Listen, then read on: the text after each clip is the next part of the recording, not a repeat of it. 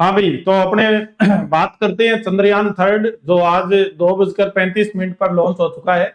तो चंद्रयान थर्ड क्या उद्देश्य है उसके, किसके पीछे क्या रीजन है, क्या कौन सा रॉकेट भेजा गया है, कैसे भेजा गया है, तो उसके बारे में अपनी बातें करते हैं। तो देखो, भारत ने चंद्र अभियान की जो शुरुआत की थी ना, वो 2008 के अंदर शुरुआत की थी। उस टाइम, उससे पहले चंद्रयान फर्स्ट जो अभियान भेजा गया था वो 22 अक्टूबर 2008 को भेजा गया था, जिसके तत्कालीन प्रधानमंत्री ने 2003 में उसकी घोषणा की थी। उस टाइम अटल बिहारी वाजपेयी प्रधानमंत्री थे, जिन्होंने चंद्रयान फर्स्ट की घोषणा की थी 15 अगस्त 2003 को। 22 अक्टूबर 2008 को चंद्रयान फर्स्ट भेजा गया, जो 22 अक्टूबर को भेजा गया। 8 नवंबर को वो चंद्रमा की कक्षा में पहुंच गया था, और महज उसने 312 दिन कार्य किए थे। 312 दिन बाद 29 अगस्त 2009 को उससे संपर्क टूट गया था, एक तरह से अपने बात करें तो। चंद्रयान फर्स्ट क्या उद्देश्य था? चंद्रयान फर्स्ट के द्वारा अपन ने कुछ खनिजों के बारे में पता लगाया था, वहां लार्वा युक्त गुफाओं के बारे में पता लगाया था, और हीलियम के बारे में संभावना जताई थी। ठीक है, उसके बाद पानी का भी पता लगा था। उसके बाद अपन ने चंद्रयान सेकंड भेजा। वो चंद्रयान फर्स्ट था, वो सिर्फ कक्षा तक पहुंचे थे। अब अपने को चंद्रमा की सतह पर उतरना था। फिर चंद्रयान अपन ने सेकंड अभियान 22 जुलाई 2019 को भेजा, जो जिसके 3 अलग अलग हिस्से थे। 3 अलग अलग हिस्से कौन कौन से थे?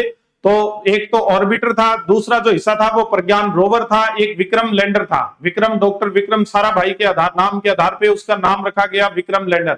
अब उसके अंदर क्या है, ऑर्बिटर जो था वो चंद्रमा की कक्षा के अंदर लगभग ये मान के चलो अब 20 अगस्त 2019 को चंद्रमा की कक्षा में स्थापित हो गया था। उसके बाद उससे दो जो हिस्से थे, प्रज्ञान रोवर और विक्रम लैंडर, वो वहां से क्या हो गए थे, अलग हो गए थे। अलग होने के बाद वो चंद्रमा की सतह दक्षिणी ध्रुव पर उतरना था उनको। प्रज्ञान रोवर क्या था? एक रोबोट था, जिसको चंद्रमा की सतह से अलग अलग नमूने एकत्रित करके उनमें केमिकल, उनमें खनिजों का पता लगाना था। और जो विक्रम लैंडर था, उसको चंद्रमा की सतह का भौगोलिक स्थिति का अध्ययन करना था। कहते हैं कि ये चंद्रमा की सतह पर उतरने से महज ये दक्षिणी ध्रुव पर उतरना था। अगर ऐसा होता तो भारत विश्व का प्रथम देश बन जाता। कोई साउथ पोल पर कोई चंद्रमा के अभियान भेजने वाला भारत विश्व का क्या बनता?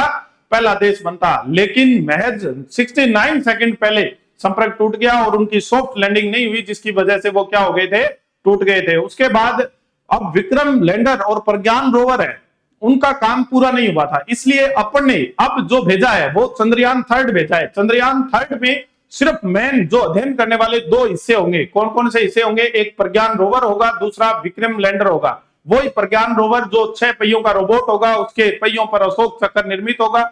विक्रम लैंडर होगा। प्रज्ञान रोवर का क्या काम होगा? वहां पर खनिजों का अलग अलग जगह से नमूने लेके उनका अध्ययन करना। विक्रम लैंडर का उनकी भौगोलिक स्थिति का, चंद्रमा की भौगोलिक स्थिति का अध्ययन करना। अगर सॉफ्ट लैंडिंग चंद्रमा पे इसकी होती है तो भारत दक्षिणी ध्रुव पर कोई अभियान उतारने वाला विश्व का कौन सा देश बनेगा? प्रथम देश बनेगा। तो इसमें बात करते हैं कौन सा रॉकेट काम में लिया गया। जैसे मैं आपको बात बताऊं, 2008 में चंद्रयान फर्स्ट भेजा था, उसमें जो रॉकेट काम में लिया गया था वो PSLV C11 काम में लिया गया था। 22 जुलाई 2019 को चंद्रयान सेकंड भेजा गया था। उसके लिए जो रॉकेट काम में लिया गया था वो GSLV mark third M1 moon के लिए प्रथम मिशन था वो। ठीक है, अब जो रॉकेट काम में लिया गया है वो GSLV मार्क थर्ड ही काम में लिया गया है। कौन सा काम में लिया गया? GSLV मार्क थर्ड ही काम में लिया गया है, लेकिन उसका जो नाम रखा गया है वो LVM। LVM का मतलब है लॉन्च व्हीकल, और M का मतलब है मून पर कौन सा अभियान है? थर्ड अभियान है। ये जो रॉकेट है, इस रॉकेट में कितने चरण है? 3 चरणों का रॉकेट है ये एक तरह से। ठीक है, इसका जो पहला चरण है, उस पहले चरण में ठोस इंजन का, ये जो पहला चरण है इसका, पहले चरण में ठोस इंजन S200 काम में लिया गया। ये देखो नीचे नीचे जो लिखा हुआ है S200 काम में लिया गया। इसके अंदर ठोस ईंधन, और ठोस ईंधन कौन सा भरते हैं? STPB। STPB का पूरा नाम होता है हाइड्रोक्सिल टर्मिनेटेड पॉलीब्यूटाडाइन।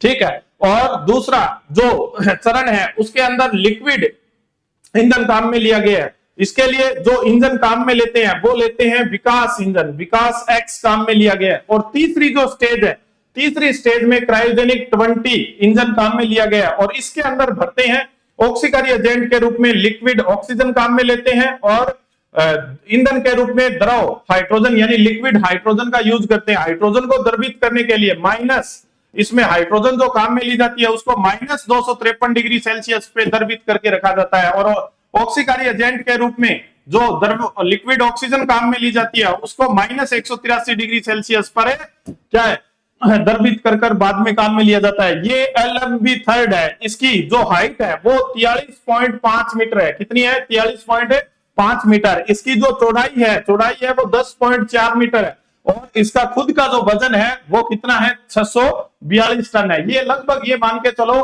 कि चंद्रमा की कक्षा में 5 अगस्त को ये चंद्रमा की कक्षा में पहुंच जाएगा। उसके बाद चंद्रमा की सतह पर 23 या 24 अगस्त को ये चंद्रमा की सतह पर उतरेगा और इस बार अपने सॉफ्ट लैंडिंग करेंगे और दक्षिणी ध्रुव पर उतरेंगे और विश्व के भारत जो बनेगा वो पहला। ये इसरो की सबसे बड़ी उपलब्धि होगी एक तरह से अपने बात की जाए तो।